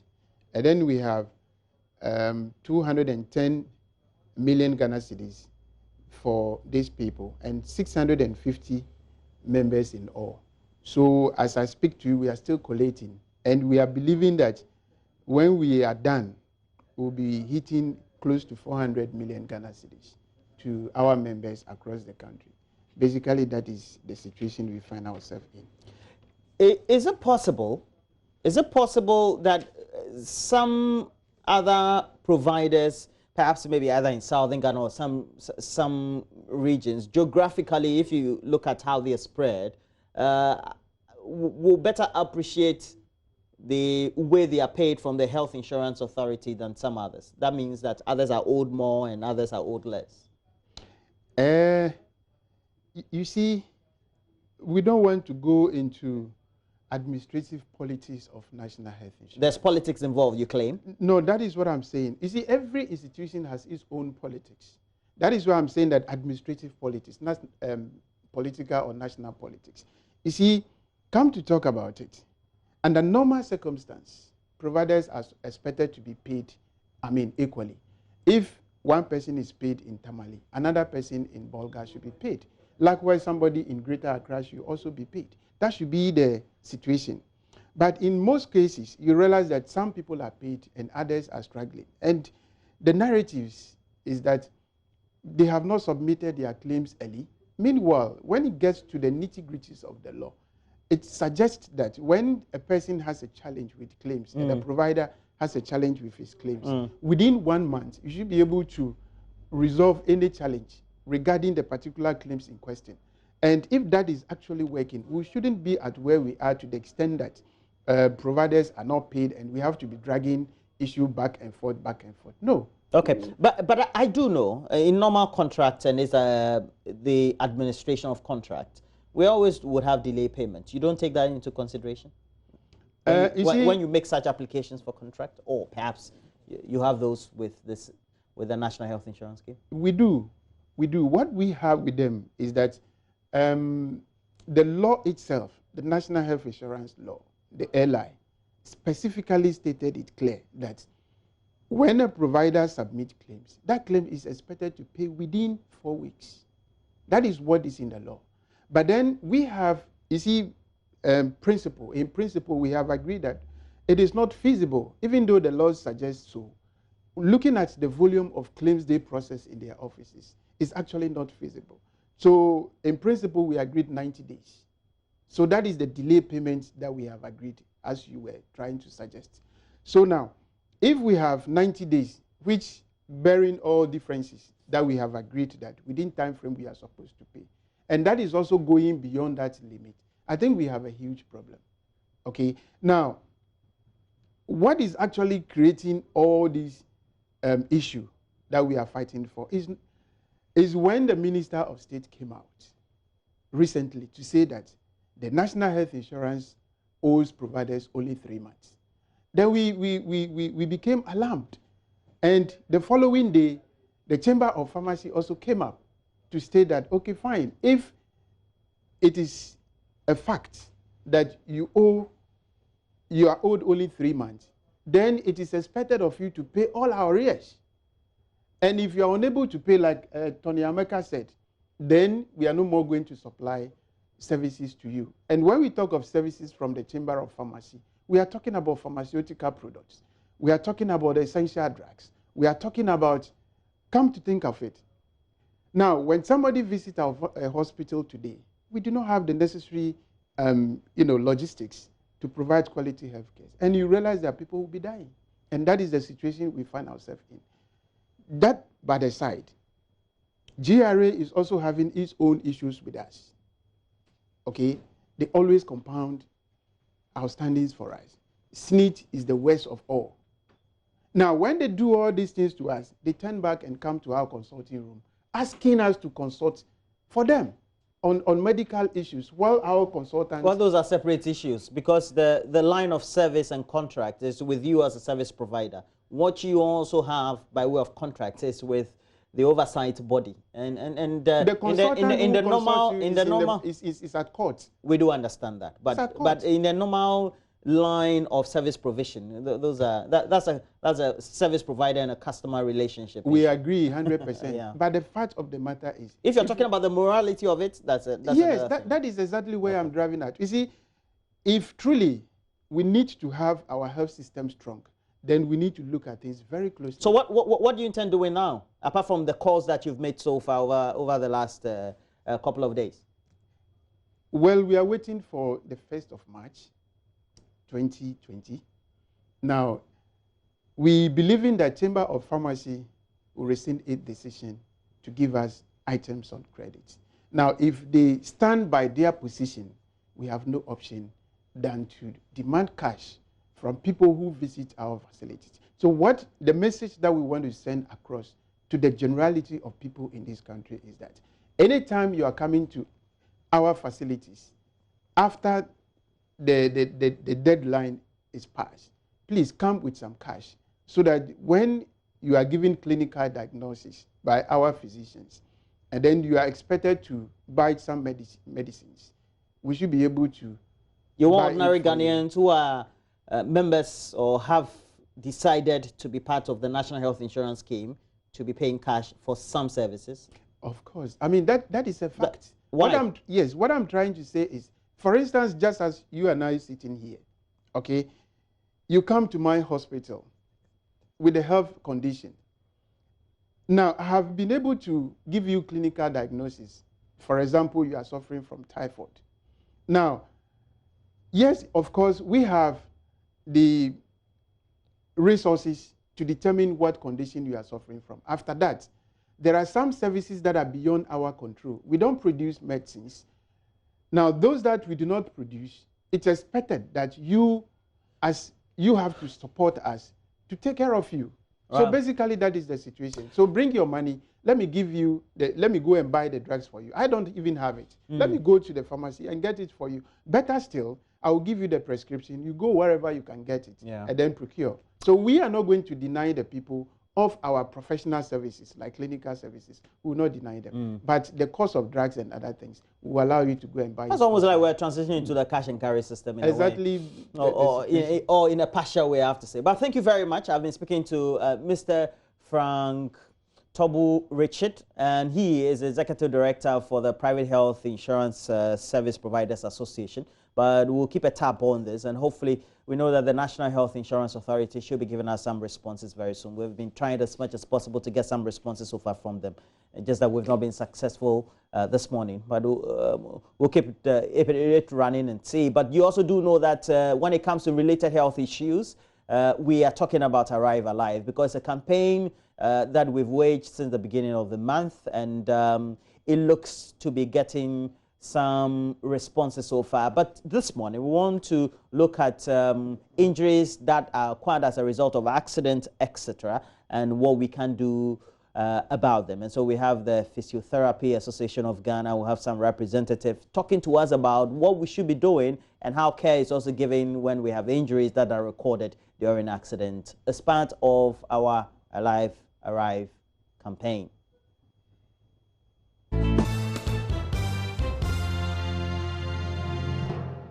And as you well know, our Joy Clean Ghana campaign has been ongoing, and the responses have been great. And talking about how we can keep our environment clean, we also do know that there is an environmental campaign that was launched back in 2018, subsequently relaunched with a better scope last year with the Church of Pentecost. Now, I do have the coordinator of the environmental care campaign for the Church of Pentecost, Apostle Samuel Gakbato. And he's also the area head of, where are you area head, sir? Ablekuma, yes. Church of Pentecost. That's right. And we also do have here Mohammed Fauzan. He is a personal assistant to the Saki Zongo of Duman. And thank you very much, Fauzan. Thank you. Great to have you. And and I see that you have brought in Fauzan for this conversation, but it's also because you've now reached out to more people. Yeah. So the reason why Fauzan is here is because this year's campaign has been more focused on stakeholder engagement.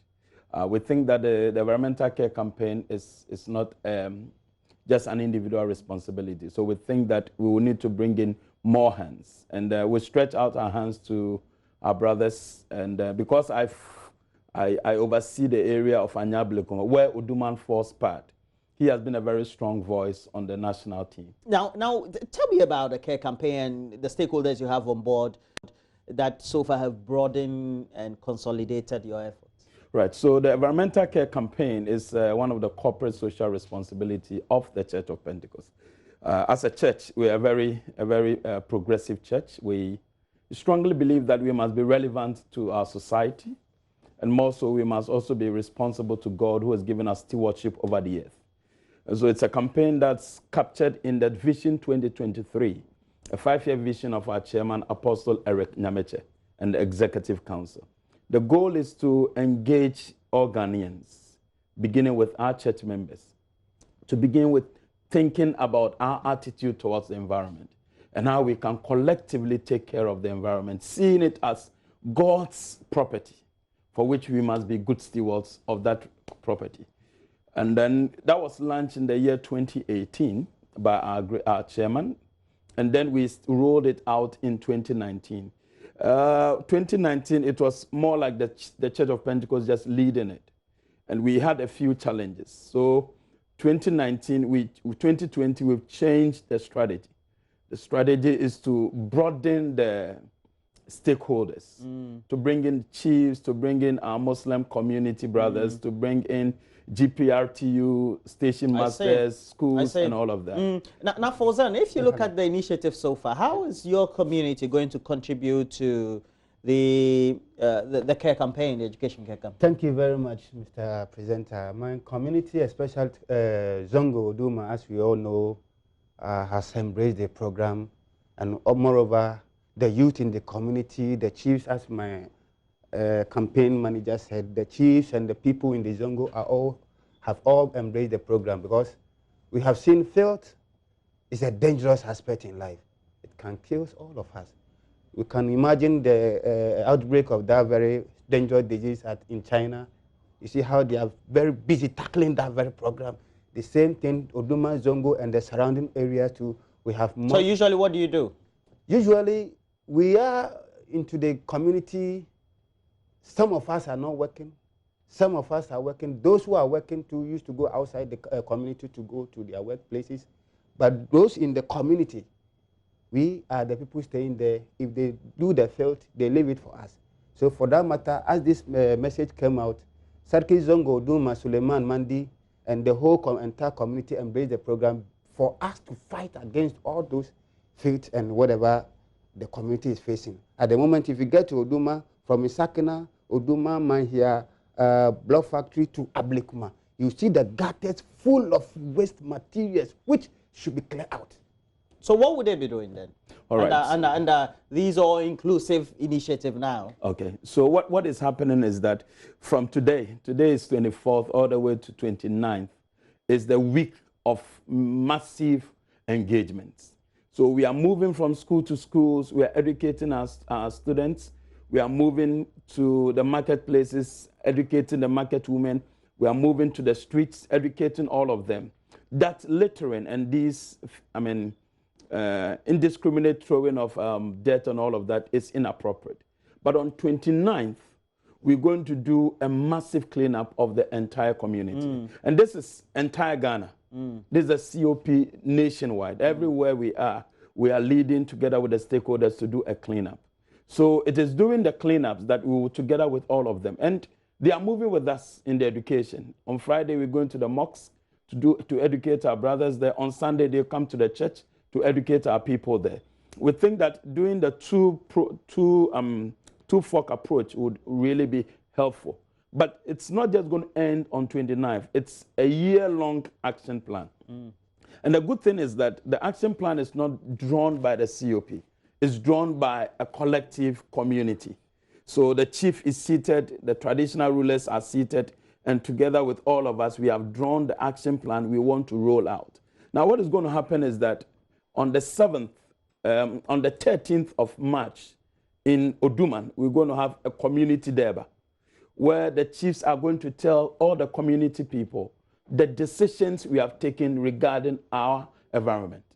And that is going to be binding on every community member within the community.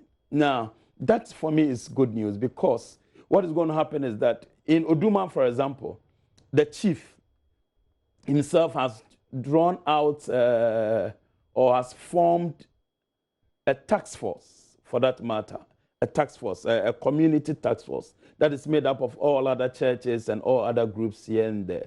And they are going to be responsible for making sure that the actions we have decided on will continue throughout the week. So what is your commitment now, Fauzan? Our commitment now is today, Monday, we have started distributing letters to schools. We have started distributing letters to all the communities. Tomorrow, Tuesday, we'll go to the marketplaces and tell the market women and station masters that will be on Wednesday, tipper truck station, truck station, taxi station, Okada station, whoever staying there. There's those selling at the roadside, the containers and the marketplaces will be going there on Wednesday to give them information that on Saturday, that is on 29th of this very month, all of us will come out and help to clear that filth in the community. On going forward, that's on Thursday, after distributing the letters, giving information and whoever to the churches, to the clinic and polyclinic and whatever, we'll come and find out whatever we sent out, how far have you gone with it. If it's possible, positive, then we'll move forward. If there's any hinges, then we'll correct it. Then on Friday, we'll get to the mosques, give the message to all the mosques, whereby there's Juma and whatever, so that they will understand whatever we intend doing. Then Saturday. Great one. That's what we call monitoring and evaluation. It's a great, well compacted, and I know that Zoomlion is also on top of this, collaborating with you on Exactly. Well, exactly. Thank you. And it's the environmental care campaign. I tell you, the Church of Pentecost doing great work, and with support of, let's say, Zoomlion and a number of the agencies around there. They are now enrolling communities. We have churches, we also have schools, we have mosques, and we have clinics, all in communities involved.